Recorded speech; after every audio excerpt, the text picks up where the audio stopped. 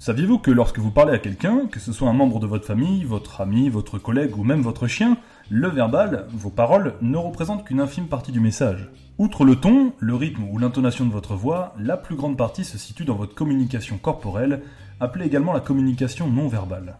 On dit d'ailleurs que les paroles masquent, les gestes révèlent. Mensonge, Ou vérité, hostilité, ou confiance, soumission... ou domination. Pardon, mais qui parle? Bah, Philippe, de Mediacom TV. Média... Mediacom TV, la chaîne de la communication, du marketing et des médias. Ouais, et vous êtes là pour... Bah, le top 10. Le top 10 des gestes qui en disent long, c'est pas ici? Je me suis peut-être trompé de chaîne. Non, ici on fait des top 10, mais Bon, ok, alors avec... Comment déjà? Philippe, Voilà, 2, Mediacom TV. c'est ça. Voici le top 10 des gestes qui trahissent vos pensées. La fourchette sternale. Ici, la personne se couvre la fourchette sternale, autrement dit la base du cou. C'est un geste que l'on réalise inconsciemment lorsqu'on a peur, qu'on se sent en insécurité ou en inconfort émotionnel. Tu as tout à fait raison, et je pense même qu'elle nous cache une information importante, et peut-être même qu'elle nous ment. En tout cas, elle n'a pas l'air très sereine. Pas du tout même. Et d'ailleurs, pour les femmes, c'est un geste qui peut également se traduire en jouant avec leur collier. Exact. Et pour les hommes, c'est en jouant ou en resserrant le nœud de leur cravate. Et oui, collier comme cravate sont situés sur la fourchette sternale. Je suis tout mou entre vos doigts. Entre mes doigts, rien ne reste tout mou.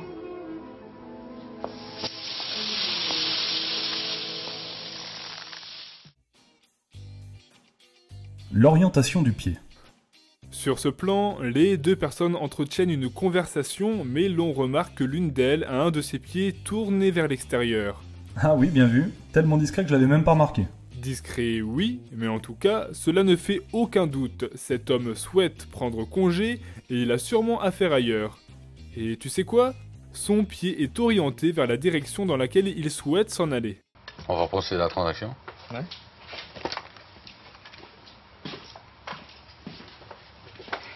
Voilà.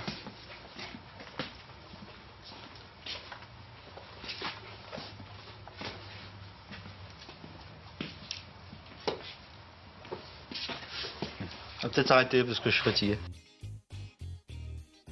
Les jambes croisées.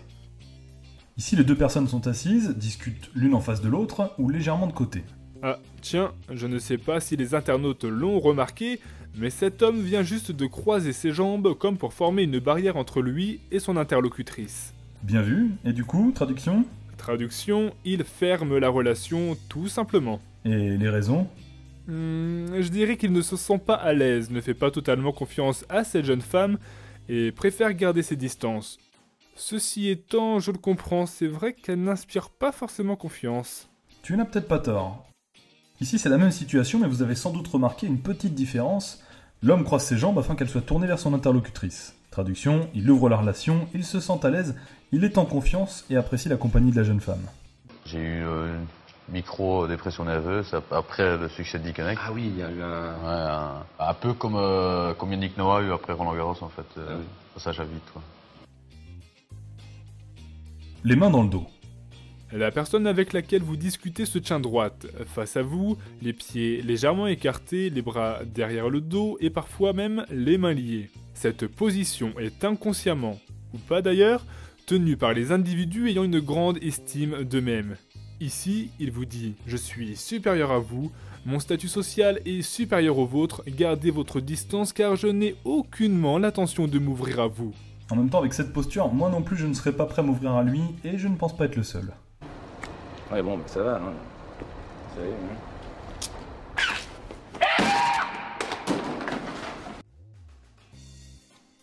La position du cobra. Attends, on vient de changer le sujet du top 10 en cours de route? Non, ne t'inquiète pas.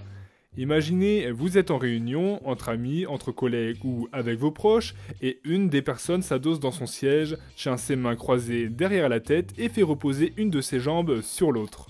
Ah oui, je reconnais cette position, c'est typiquement une attitude adoptée par les patrons d'entreprise, les supérieurs hiérarchiques, ou plus généralement par les personnes souhaitant renvoyer une image dominatrice. Oui, voilà, c'est ça. Tel un cobra, la personne se déploie et dit à ses semblables « Je suis le plus fort, je vous domine ». Et on va pas tarder à y revenir à la domination. Ce top 10 n'est pas du tout ce à quoi je m'attendais. Bref. Quoi qu'il en soit, avec moi à la tête du FBI, les types gras comme vous n'auront plus voix au chapitre. Oh non, vous auriez dû raccrocher les gants il y a quelques années, hein, comme votre coéquipier Bullitt. Le clocher. Les mains en clocher, doigt contre doigt, voilà sans doute un des gestes les plus utilisés par nos femmes et hommes politiques. Mais savez-vous seulement ce qu'il signifie ? Ouais, c'est vrai que c'est un geste que l'on voit souvent, et même en dehors de la sphère politique d'ailleurs. Tout à fait. Et si une personne adopte cette position, il n'y a aucun doute, elle est en pleine confiance. Elle est sûre d'elle, de ses idées, de sa position. Son but est ici de convaincre une assemblée ou un interlocuteur à tout prix. La vérité, elle est très simple. Comme des millions de familles, la mienne a connu des difficultés. Ces difficultés, nous sommes en train de les surmonter. Paume soumise ou dominatrice. Je t'avais bien dit qu'on allait y revenir à la domination. On aurait tendance à croire que l'on a un tout petit peu dévié du sujet, mais non, encore une fois, pas du tout. Les mains en disent beaucoup. Elles peuvent par exemple traduire la certitude comme l'incertitude. Ici, la personne écarte ses bras, tourne les paumes vers le haut, traduction, elle est en position plutôt inconfortable. Elle cherche à convaincre son interlocuteur, mais n'y arrive pas. D'une position dite de supplication, elle le prie de croire en sa parole. Au contraire, dans cette situation, la personne a là aussi les bras écartés, mais ses paumes sont tournées vers le bas, jusqu'à poser parfois le bout de ses doigts sur une table, un pupitre, etc. Traduction, la personne croit en ses idées, appuie ses propos, elle renvoie un sentiment de stabilité, de confiance et d'aisance. Ce geste est souvent réalisé par les politiques, les avocats, bref par ceux qui ont besoin de défendre une idée, un point de vue, un jugement. C'est Stéphane qui me dit André, ce matin, tu mets une perruque, tout le monde va croire que t'es pas André. Je dis ça marchera jamais.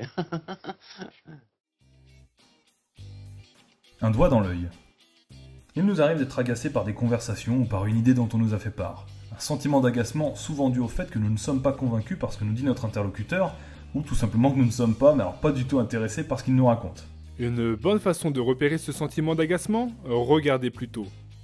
Ici, la personne ferme ses yeux, penche légèrement sa tête et effleure rapidement ses yeux avec ses doigts. Parfois même, ce geste est accompagné d'un discret haussement de sourcils. Il est tout simplement exaspéré par les paroles ou le comportement de son interlocuteur. Ou par les deux, d'ailleurs. Ouais, et sans vouloir te vexer Philippe, c'est exactement le geste que je suis en train de faire.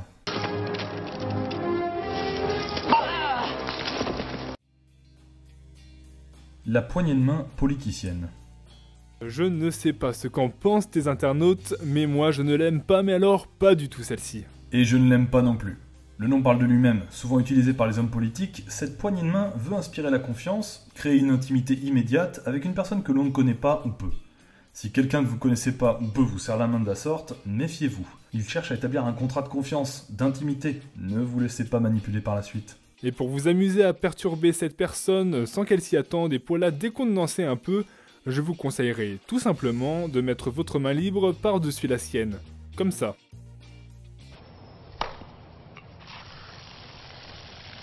J'aime bien sentir cette chaleur humaine. T'as raison. Oui. Et pour finir, les mains sur les hanches. Pieds écartés de la largeur des épaules, bras pliés en V, mains sur les hanches. C'est une position plus que courante chez les militaires, les gendarmes et les figures d'autorité en général. Placer les mains de cette façon est une puissante démonstration territoriale. La personne cherche à établir son autorité et sa domination sur son interlocuteur.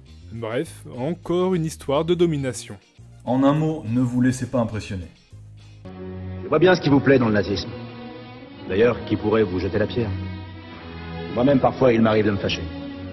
Et voilà, nous vous avons présenté 10 gestes qui en disent long sur vous et sur les autres. C'est à votre tour de les repérer chez les autres, de les interpréter, de vous y adapter, ou plus dur encore, d'en reproduire certains pour parvenir à vos fins. Notons cependant qu'il en existe bien d'autres et que maîtriser la communication non verbale est un véritable métier, à tel point que des professionnels en la matière assistent parfois les forces de l'ordre lorsqu'ils mènent des interrogatoires de suspects pas très causants. Car souvenez-vous, si les paroles masquent, les gestes révèlent. C'était le top 10 des gestes qui en disent long. Merci à Philippe de Mediacom TV, une chaîne toute récente à laquelle je vous conseille de vous abonner et qui a vocation à vous faire découvrir le monde de la communication. Merci également à Armel, Mathilde, Caroline, Guillaume et Pascal pour avoir tenu la pause. C'était Philippe de Mediacom TV. Tchuss. Et moi je vous dis à bientôt pour un prochain top 10. Ciao. Bonjour. Est-ce que vous auriez l'heure, s'il vous plaît? 16h27. 16h27, ok, merci. Juste, t'aurais pas une clope à me dépanner? Belle technique, d'abord l'heure, ensuite la clope. Je la fais pas souvent, mais là, c'est vraiment que j'en ai plus, donc... Pas de soucis. Merci, au revoir.